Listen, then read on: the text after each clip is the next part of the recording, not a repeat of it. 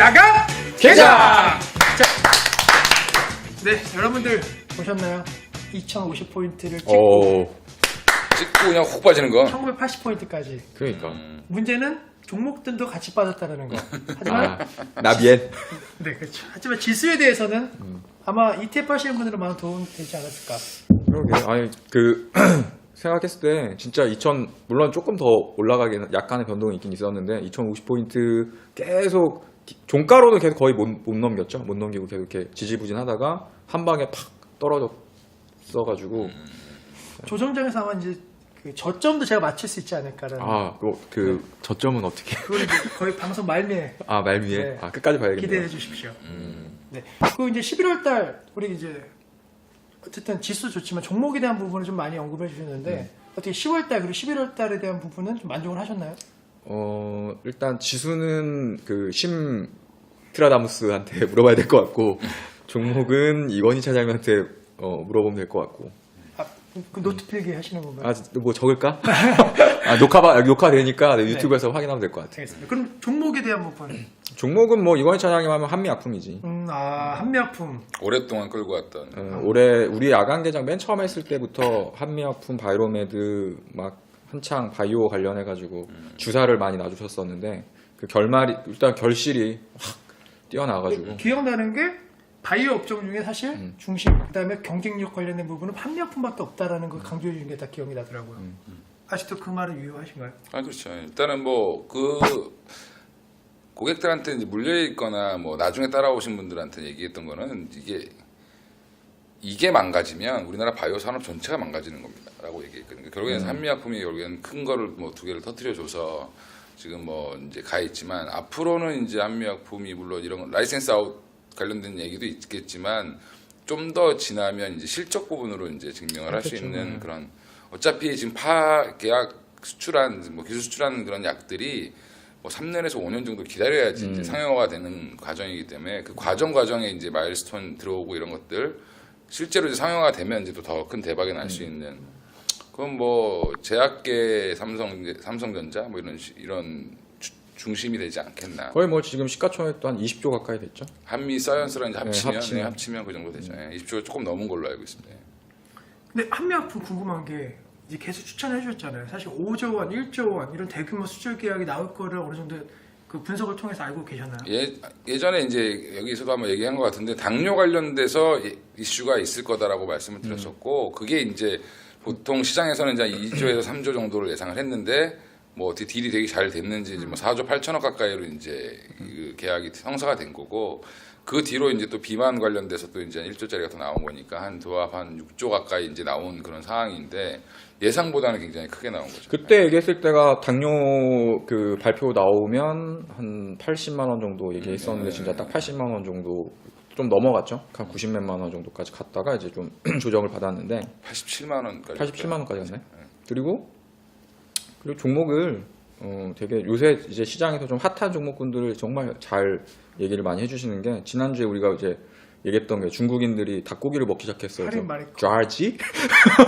삼계탕? 근데 오늘 뭐 마니커, 뭐 할인, 뭐 이렇게 또 주가가 또 되게 좋았고 그 급등했던 이유를 이렇게 좀 찾아보니까 말씀하셨던 거대로 뭐 그런 게 있더라고. 수출 품목 중에 삼계탕 정부의 뭐 대중국 수출 육성 뭐 품목 중에 뭐 OLED도 있고 뭐 여러 가지 화장품 뭐 이런 것도 있었는데 특이하게 이제 닭고기인가 삼계탕인가가 있어가지고 뭐 이렇게 했었던 부분들이 있어서 뭐 참 같이 방송을 하는 입장에서 저 같은 경우에는 사실 좀 많이 수익률적인 측면에서 좀 뒤지고 있어서 좀 창피하긴 한데 그래도 같이 하시는 분이 좀 잘하시는 종목군을 많이 얘기해주고 선생님 기다려 아직 내장이 안 와서 그래. 아니 쫀칭도 능력이니까 결국엔 나도 정보를 여러 군데서 받아서 내가 그 중에 마음에 드는 거를 또 공부를 더 하고 이렇게 가는 거기 때문에 뭐 그거는 뭐 누구의 종목이다 이렇게 얘기할 수는 없는 거예요. 근데 웃자고 얘기하지만 그런데 왜 지난주에 하나케미칼이야? 그렇지.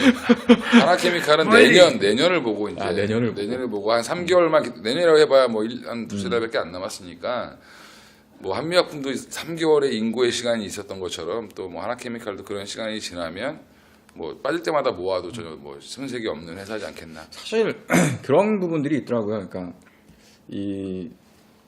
얘기를 들었고 저도 어느 정도 이제 알고 있었던 내용들이긴 한데 이제 시장하고 한때는 또 이제 한미약품뿐만 아니라 바이오조들이 같이 이렇게 빠질 때는 이제 뭐 밸류에이션이 부담스럽다 뭐 이런 얘기가 나오고 뭐 시장도 전반적으로 좀 약하기도 했었지만 그리고 그러면서 이제 대형주 위주로 또 종목군들이 좀 많이 이제 자금들이 또 올라갔었고 지금은 보면 또 거꾸로 대형주들이 또 빠지면서 중소형주들 쪽으로 또 옮겨 타는 분위기가 있어서 사실은 타이밍을 좀 잘못 잡으면 엇박자를 좀 내기가 되게 쉬운 장인 것 같아요. 그러니까 뭐 무조건 쫓아가가지고 수익이 날 수도 있겠지만 또 잘못하면 뭐 오늘 반짝했는데 내일은 또 빠지고 막 이런 좀 엇박자를 낼 수 있는 부분들이 있어서 근데 그나마 확실히 좀 좋았던 건 뭐냐면 어떤 기업이라던가 그 기업이 가고자 하는 길을 믿고 미리 이제 어느 정도는 이 회사가 이런 뭐 한미약품을 토대로 봤을 때에도 이 회사가 어떤 당뇨병이라던가 신약을 개발했을 때 이 정도에 대한 가치를 산정하고 간다라는 것 자체에 있어서는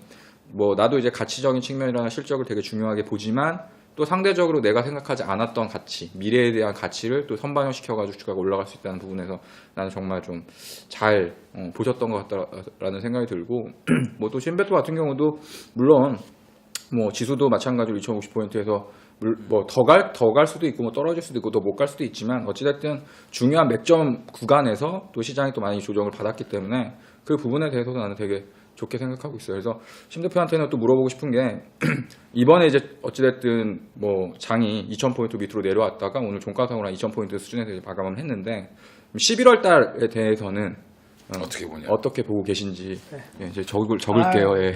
저는 사실 고점은 모르겠어요. 고점은 너무 변수가 사실 너무 많아요. 예측하는 건 좀 어려울 것 같고 그다음에 이제 10월달에 어쨌든 조금은 과열은 아니고 그 몇몇 종목군 때문에 조금 올라가는 경향이 있어서 실적은 좋은 기업도 있고 나쁜 기업도 있지만 전체적으로는 사실 안 좋은 평가가 좀 많기 때문에 뭐 고점을 노리는 것보다는 이제 좀 저점을 노리는 게 맞는 것 같고 근데 뭐 저점이 지금보다 많이 떨어지진 않을 것 같거든요. 왜냐면 어쨌든 이제 연말되면 내년도에 대한 기대감 그다음에 이제 정부도 정책들 이제 중후반 되면 이제 급해질 거 아니에요. 그럼 지금 바이오 쪽에도 조금 정책들이 강하게 나오는 것도 어쨌든 무슨 이 신정부에 있어서 이 바이오 산업은 내가 육성했다 이거를 좀 낼 수 있는 정책들이 있어야 되니까 좀 그런 거는 모멘텀이 있을 것 같으니까 콕 집어 몇 포인트? 1947, 6? 47.6? 그 하나만 해주세요. 77. 1947? 50포인트까지 1947. 펼칠 거는 같은데 이제 알겠어. 그때는 좀 올라오지 않을까. 저번보다 더 디테일해졌어. 네. 그럼 전망은 또 11월.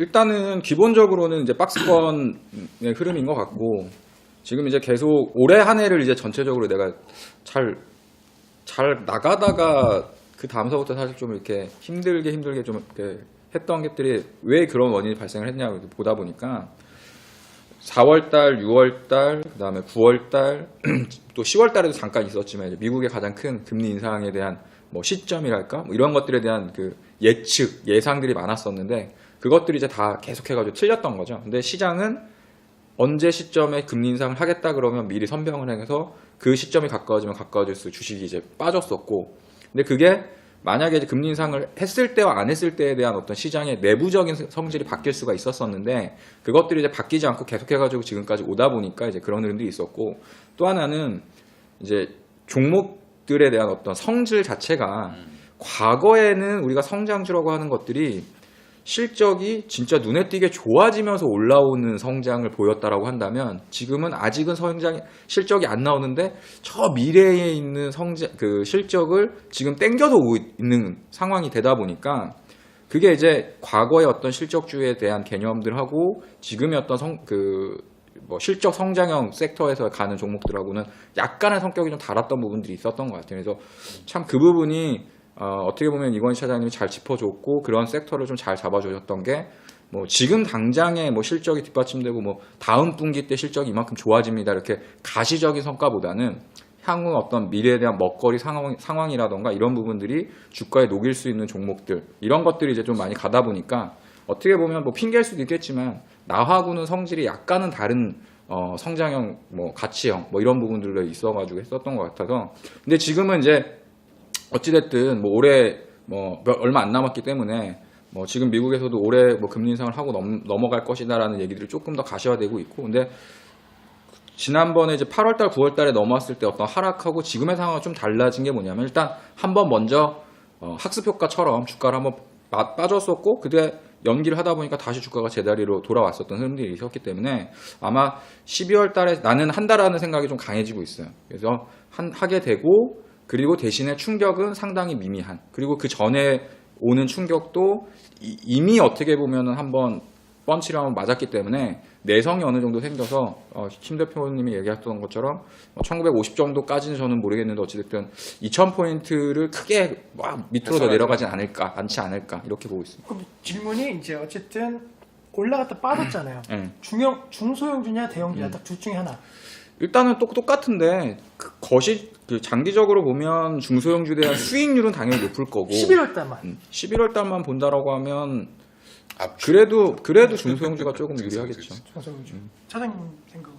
일단 뭐 대형주는 호재라고 해봐야 뭐 배당이라든지 뭐 주식을 속아간다든지 뭐 이런 그러니까 사실은 정확히 얘기하면 실적으로 보여줄 수 있는 게 사실 많이 없는 상황이고 뭔가 이렇게 제시할 게 많이 없는 상황이고 3분기 실적이 다 끝나고 4분기 실적이 나오려고 하면 또 내년으로 넘어가야 되는 그런 상황이다라고 하면 기대감이 큰 일부 대형주 종목들 아니고서는 사실 좀 가기 어렵지 않겠냐. 그래서 물론 대외적으로 지금 뭐 금리 인상이라든지 이런 얘기도 있기 때문에 뭐 대형주보다는 어차피 이제 아까 그 조 대표가 얘기했던 것처럼 이 성장주 미래의 가치를 잡아 당기는 거는 유동성 장세에서 가장 나오기 쉬운. 맞아.